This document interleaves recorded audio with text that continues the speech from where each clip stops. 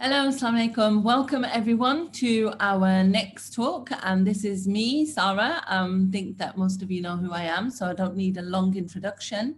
But sorry, I need the power cord, not the extension. So I don't need a long introduction, but I am recording this and I do apologize for that, but it's for a very good reason.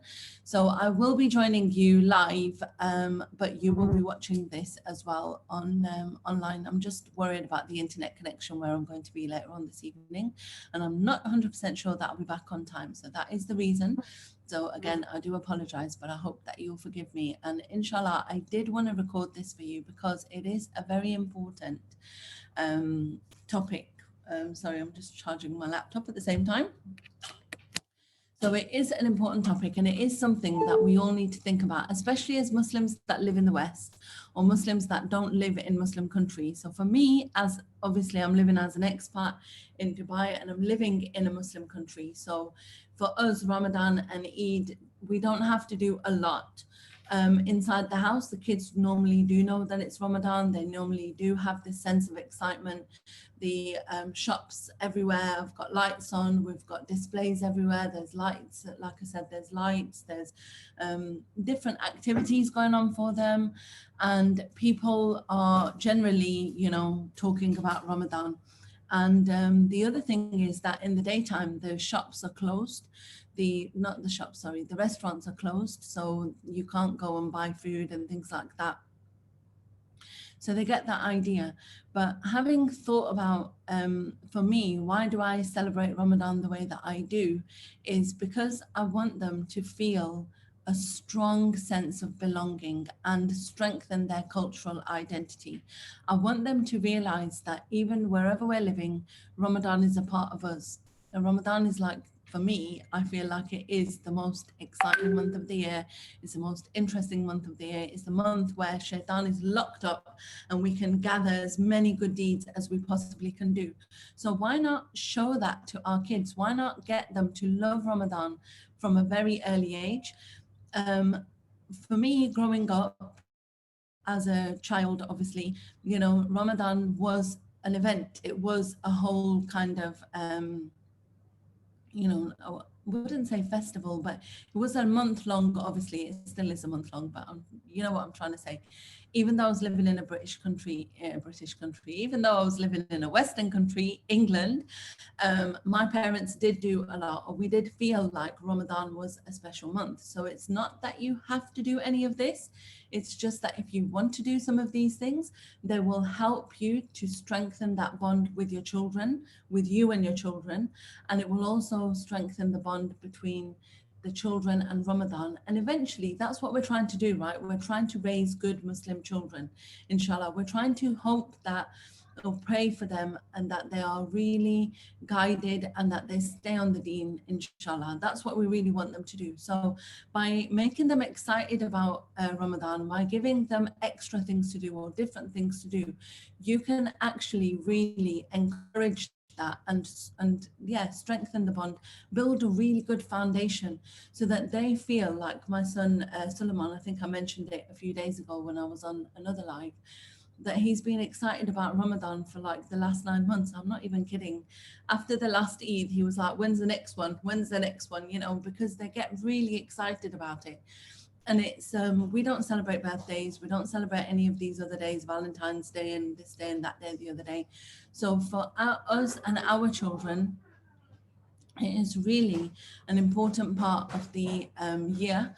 And we really try to help them to enjoy it as much as they can. So remember that Ramadan and enjoying Ramadan or enjoying the culture, the festival, is not just about knowing that it's Ramadan. We want them to see it. We want them to feel it. We want them to feel the connection or have a connection with Ramadan and Eid on a really deep level.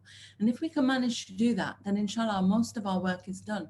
Like I said, I was brought up in England, so it was a very Western country, but my parents did a lot for us. During Ramadan, we knew it was Ramadan. For Eid, it was like everything's different. We're all wearing new clothes, we're all getting ready. Some of us, as we were getting older, we started buying, new bracelets and jewelry and things like that. Like, it's not I don't feel like it's commercialized, but what I do feel is that connection between, a normal day and Eid day. That's what I want, right? That's what I want them to know. I want them to know that Eid day is a day full of blessings, and we need to take those blessings. So it's important that we do that, that we continue with our prayers, continue as well with the fasts of Shawwal, right, after Eid, so that they know that, this is not just a 1 month and a one deal thing, but we're going to continue this, and we're going to continue and carry on. So how I feel about Ramadan is really like it's a blueprint for the rest of the year, right? I apologize for the noise over there. Okay, so what I want to do is, first of all, give the kids just a basic idea of what Ramadan is, right? And you'll notice that especially the younger ones, 5, 6, 7-year-olds, they'll really be like, I want to fast. And you're looking at them like, oh, you're a little bit little yet, maybe you can't fast yet. That's okay. Let them fast. Let them fast for half a day. Let them fast for a quarter of a day. What my little siblings used to do was they used to fast. So they used to wake up for suhoor in the morning because they were just super excited. It was like a huge deal. And I think parents forget, because we are kind of considering the like, oh God, we've got to wake up and feed everyone. And we're kind of thinking about the logistics of it all. But we forget how magical that suhoor time is. When you were little, how much you enjoyed being awake with your mum and dad at that time, especially if you're the eldest and your siblings are asleep. And I remember, because I was the eldest, and I used to be able to stay up with them and, wake up early, and they would wake me up, obviously, before the others were older. And it used to be a really special time. Here in this country, if any of you are living in Western countries, you can do different things for them. You can even have, well, I mean, when I say Western countries, sorry, I mean in the Middle East or Pakistan or India, wherever you're living. If there are lots of Muslims and they're all awake and around, you could even have a party at iftar. And I don't mean a big party with music and dancing and all of that. Sorry, I said iftar, I meant suhoor. But you can, just enjoy it, right? So my sister, she used to live near us. She used to live around 20 minutes away, and she used to just surprise us in the morning at suhoor time. Now, again, like I said, I know it was before lockdown, and we're living in a very safe place. No, it's not a problem for someone to be out at 3 a.m. in the morning, but maybe where you guys are, you can't do that. But there's little things that you can do that will help them feel that excitement. They don't have to be, like, you don't have to spend a lot of money. This is what I'm trying to say. Okay, so we want to talk to the children about being on their best behavior, treating other people well, helping others, and try to keep their anger down, kind of try to train them in that way. When I say best behavior, we all are going to be fasting. So we know as adults, you do get short on your temper. You do feel like, oh God, I just wish this day would end and I could just drink some water or whatever it is. I'm not saying every day, obviously there are you get those 1 or 2 days where you're just really struggling, and that's okay. That's normal. Everyone feels like that. So what I would say is that we would tell them, let the children know that Mummy and Daddy are tired. They're fasting. They don't have as much energy as before. So that helps them to understand why you're feeling like that. That gives them the idea, because they're not mind readers. They don't know. We can't expect them just to realize and know. Okay, so we've got to show them. And one of the best ways to get them involved in anything for Ramadan, I'm sure all of you know, is get them involved in cooking. They love it. They absolutely love it. Give them a bread knife and a cucumber. Get them to chop it for you. They will just sit there and have the time of their lives. I did bring my kebab sticks, but I think someone's moved them. But we normally do kebab sticks for fruit. So they actually have a couple of skewers of fruit. And just because it's on a skewer, all of a sudden it's like amazing fruit. It's so tasty, it's so lovely. And that's how I try to break their fast, usually with fruit and dates. We try to break their fast, and then we pray, and then we eat the dinner. So I try not to fill them all up on, loads of fried foods and things like that. We do have them. I'm not going to say we are definitely a Pakistani household that has the fried food, but we just try to limit it because obviously it's not good for them, especially with the ones that are fasting. Now, for me, I used to do a lot, look around, and I used to try to find ways for them to celebrate Ramadan. I used to be looking for worksheets for activities. I used to create a lot of worksheets and activities for them. I used to make quizzes. I used to make booklets. But alhamdulillah, this year I have noticed like a huge explosion in all these resources. So I'm going to link down below. We've got a Google Drive with loads of free resources in there. I have checked the copyright, but if you do see anything in there that is copyrighted or someone didn't want to share it, please do let me know. But pretty much all of them are checked for the copyright. There is one resource from us as well, from Parenting with Allah by my side, where you get 30 days vocabulary from the Quran, and it's in English, it's in Urdu, and then we also have a scientific reflection and a life reflection on that word. So you've got the flashcards that you can do separately with your children. Maybe you want to do them during the day, or maybe you set a time aside with them, maybe in the morning after they've woken up, after they've gone to bed after suhoor and they wake up again, and you can just sit and read one of the pages with them. So it'll be about one page, and it just gives you some information. So for example, we were talking about the sky. Why is the sky blue? You'll be able to find it in there. You'll be able to find out how stories actually affect your child's brain. And it is, again, really important. I do apologize for these flies. So it is really important that they start to learn the vocabulary in the Quran. So that's why we created these resources just for you, so that you can show them. One of the themes that you can have running through the month is how much Allah subhanahu wa ta'ala loves us and how much we love Allah subhanahu wa ta'ala. So we can talk about his names, his attributes, just pick one name a day. Pick, maybe you would get them from one of the activity books. There's so many activity books, you're going to be shocked. But in one of them, there are special du'as that you can read with the kids. There are Allah's names that you can give them, print them out, get them to color them in, different things like that, which give them something to do, but they're not just empty tasks. It's not just, here, have something to do and keep you busy. Something that will show them something that will help them to learn. And obviously, if they're written in Arabic, it helps them to learn the Arabic language as well, on top of everything else, right? Okay, one of the other things that obviously we want them to do or want them to learn about is how to love the Prophet Muhammad Sallallahu Alaihi Wasallam. So we want to give them an idea of who he was, what kind of a man he was. I'm going to send you a link here again. It's a YouTube link for Yusuf Islam's story on the life of the last Prophet, Sallallahu Alaihi Wasallam. And it's an abridged version. It's very short. I think it's about an hour and a half, maybe long. You could listen to 10 minutes a day. You could listen to the whole thing.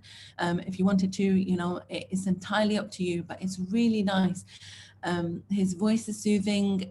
The way that he talks is really nice, and it's quite entertaining for the children as well, because they've got the sound effects. They've got, it's not. I really feel like it's one of the nicest introductions to Seerah that you could probably have, inshallah. So give it a go. Listen to it yourself if there's, if you want to make sure that it goes with your version of Islam. That's absolutely fine. Have a listen to it, see what you think. There are obviously lots of other Seerah talks online that you can listen with them. With the older kids, with the teenagers, I really recommend A Merciful Servant.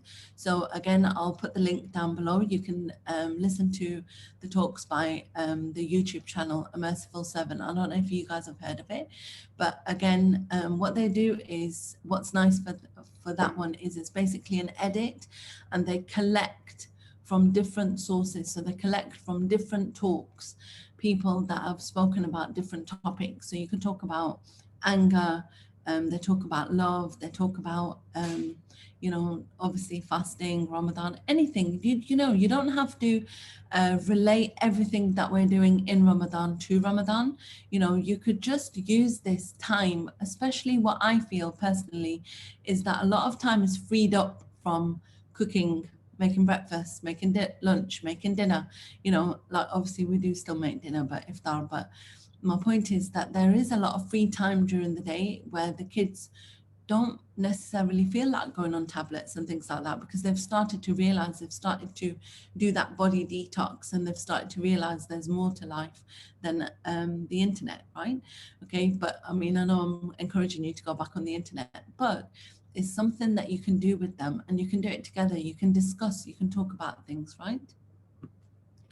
So for me, again, what I used to do was we used to have something called Dean Club. So every week we would go together with a couple of our friends. So we'd have two families that we hung out with quite a lot. And we went on every Friday, we would switch houses. So there'd be one Friday at each person's house. Usually there was 4 Fridays, obviously, in Ramadan. And then the last one would kind of be like a day before Eid party or night before Eid party that we would do. And we would basically, that might not obviously end up on a Friday, but we would basically get things, you know, do different things with them during the whole of Ramadan. And what we would do is set up projects for them on the Friday, and then during the week they would do the project, and then on Friday they would share that with everyone. We had the older girls that were doing presentations for the younger ones on little things like how to make wudu, how to pray, how to fast. I'm saying they're little things, but obviously there are big things in our religion. But what I mean is that there were easy tasks for them to do, and it kept them occupied. And because they were the teachers, it made it easier for us as the parents. We didn't have to do a lot as in terms of preparation, and the children really did enjoy it. So we used to have one activity a day. Now I'm going to show you this. I'm a little bit embarrassed of it because it's quite old, but you can see here that I've made little pockets. You can see there.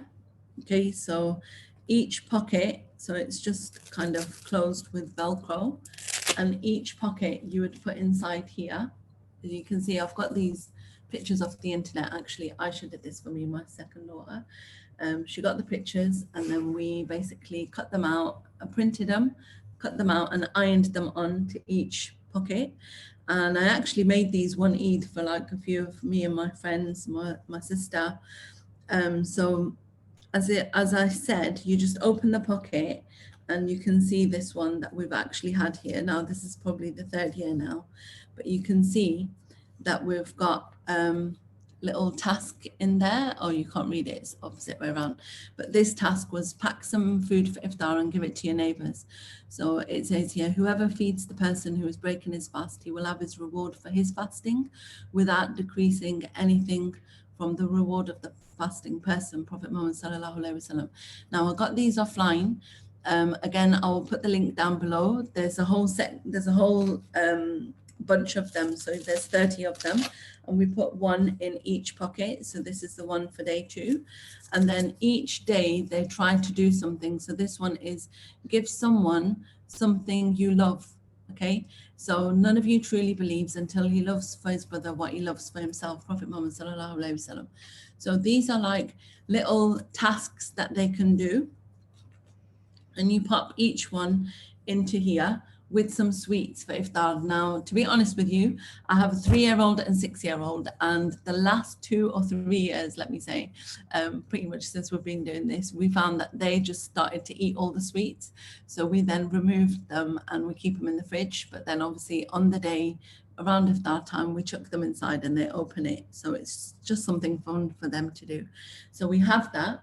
We also have a little, this is like from our version of a pound shop. It's called Daiso, and you can just change the time. So every day iftar time is put on here for them so that they know how long they've got. I've got like a little basket that I just keep things in. It's really rubbish. It's not anything amazing, but what I do is I have the things in there. Now, We also have a menu. Sorry, that got erased a little bit as I was talking, but it's okay. So you just put Sahur Iftar, and for the kids, these are the kids that are not fasting, obviously. And we just put the menu on there. Now, again, this gives them something to do, and it gives them ownership of what we're going to eat that day. So if they're fasting and they really feel like eating something, they can put it on there. The first person to write it down, it's their choice. So I'm not making 15 different iftars, obviously, but we will try to make whatever they want to eat. And then on any of these whiteboards, you can put different activities for the day. So one of the activities you could do, you could put a question for like a daily quiz. You could get them to do a good deed of the day, which is the one in the calendar. Sometimes for the little ones, you could do an Arabic letter of the day. You could also have some kind of puzzle for them. And for the older ones, we started doing this last year. It's basically a method of teaching called role play. So you would get them to role play, or you would get them to act out situations so that if they were ever in that situation themselves, they would know how to act, they would know what to do. Okay, so what we want to do is we want to give them the words, we want to give them the ability to deal with these situations in a safe space. So in here, I've got something called a moral dilemma, right? So what's a moral dilemma? Moral dilemmas are where obviously you're wondering about what's the right thing to do. Okay, so there's easy ones that you can give them, like someone offers you a packet of cigarettes. Now, I'm pretty sure every single child of these days would actually be in front of their parents for sure, would be like, no, cigarettes are bad for you, cigarettes this, cigarettes that, right? Okay, smoking is bad, or you get lung cancer and things like that. But maybe if you said to them, let's go on this website, or let's go and do this, or whatever, they would think about it. They're not, you might think that the children are going to hide things from you, but they're not. You are their safe space. You are their safe people. So children normally want to share with you. They want to share a lot with you. They want to be the ones that are telling you things. And the funny thing is that parents don't understand that. Even me, I found it really hard. I was like, oh, they're going to try to hide things from me, but they're not. They want to share. They want to show you. They want to help you. So sometimes you might find information out from them by doing activities like this, where you might not have expected it. Okay. So these are like different things that you can do. There are moral dilemmas, other moral dilemmas that you could talk about that are more general. For example, you go to the pharmacy and it's a man went to the pharmacy and he asked for some medicine. His wife had an illness and the pharmacist said, I'm sorry, that medicine is too expensive, you can't afford it, it's not in your insurance, we don't give it free on the NHS, whatever it is. And the man then stole the medicine because he wanted it for his wife who was sick at home. Now, what do you think of that, right? Ask them, what do you think? Because you'll notice that when they're about 6 years old, 6, 7 years old, they will focus on punishment. They will be like, right, that man needs to go to jail. He's a bad man. He stole, right? It's black and white. But as they get older, you'll start to hear different answers from them. They'll start to maybe think, hang on a minute, yes, it was really expensive, but, was it really bad? Should he go to jail? Maybe they should make him work for it. Do you understand? So there's different ways that different children will see a situation, and by their answers you can learn what your children are like. So you can learn, and you can listen to them, and you can use this information when you're doing something else. So for example, if there was a child of yours that said, yeah, they did right, yeah, you should have, yeah, good, I'm glad he stole, right? Okay, you can talk to them about it, and you can be like, look, and in other things, not, we've got to be careful that we're not lecturing them, we're not forcing our opinion on them, We're always sharing, we're always showing, we're always helping. That's how we need to be as parents, rather than authoritarian, because our children these days, they just don't respond. I'm sorry to say it, but they really don't respond to that. Okay, so we need to just be, it's very difficult. Personally, I've struggled with it a lot. My husband struggles with it all the time as well. But as long as you have that relationship, so if you do get angry, you apologize, you talk to them, you have that respect that they're a person, you're a person, and you're going to talk about things and you're going to talk it out. Yes, you disagree, but then sometimes you agree to disagree, sometimes you work on it, sometimes you figure something else out, and so on. So I hope that's given you some ideas on what to do. I did also want to share with you this Quran that we have called the Majestic Quran. So again, like I said, the Ramadan is the month of the Quran. So we do need to increase as much as we can reading the Quran ourselves and then with our children. And what I really like about this is that the language that they use to explain is not difficult language, right? Okay, so I'm just going to try to find something that I can read to you right now. Okay, so for example, the vastness of Allah's creation is proof of his existence. So Allah owns the east and the west. So wherever you turn, Allah's presence will be there. Indeed, Allah is boundlessly vast, the knowing. They claim Allah has adopted a son. Glory be to him. The heavens and the earth belongs to him, and the earth belong to him. Everything obeys him, the creator of the heavens and the earth. When he decides on any matter, he only says be, and there it is. So this is Al-Baqarah verse 115 to 118, right? No, 117. And this is basically the translation. So I don't know about you guys, but we used to read the old translations that were really difficult. They had words like ye and wherefore art thou and all of that, right? Okay, so this is like a plain English translation that you can read with the children. You probably won't read the whole thing, maybe, but you know, you can definitely get a good way through the Quran. We read it daily. Well, my kids read it daily when they do their hifz, so they have read it through already. But it's a nice revision for them. It's a nice reminder. And if you only did one thing, maybe you could do this with them. Maybe you could just find a really good plain translation of the Quran, find a nice time in the morning or in the evening, or, you know, I feel like a lot of people concentrate on the time just before iftar, because it obviously it's when we feel Allah closer to us, right? But I like that time for du'as. I like that time for zikr. I like that time. Obviously, we are all, most of us, still preparing iftar or trying to get something, you know, on the table for iftar. So that time to me is not as easy to do something like this. Another time that is really nice is at suhoor, just after you've read Fajr, you've prayed Fajr, and you just get the kids around you. Again, if they've had enough sleep, they should be ready and open and willing to listen. So just look at the best time for you. And yeah, I hope that you've enjoyed. I'm just trying to think if there's anything that I've missed out. I hope that you've enjoyed this quick talk. I just wanted to share some of the things that I do, and please do share stuff that you do. Let us know, like there must be some things that you do that we would that I might like to do with me and my kids. One of the other things that I didn't mention was the Ramadan Tracker. So I think I talked about the children that are able to fast and the children that are too young yet.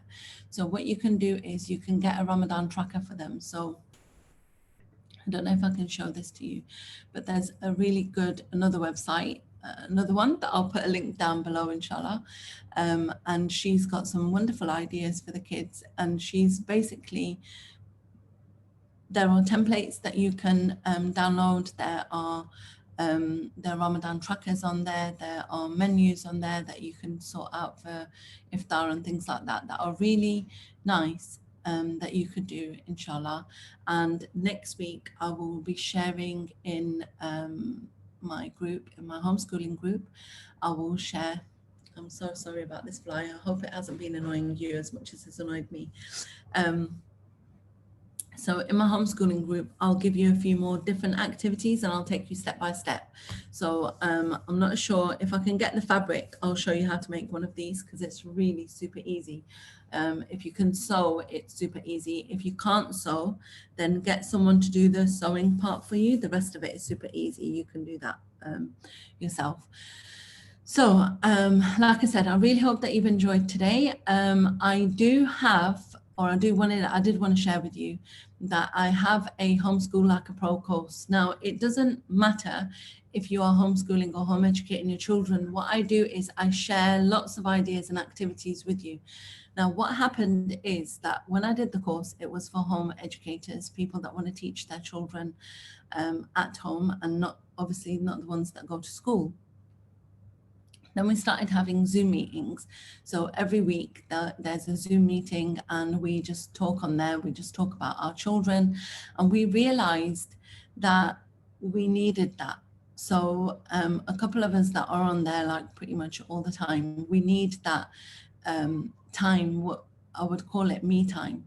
So if you can organize with your friends or your family, just a Zoom meeting that gives you your me time, that gets you together with Muslim people that are, it doesn't have to be Muslim actually, but people that are on the same wavelength as you, people that are thinking in the same way as you.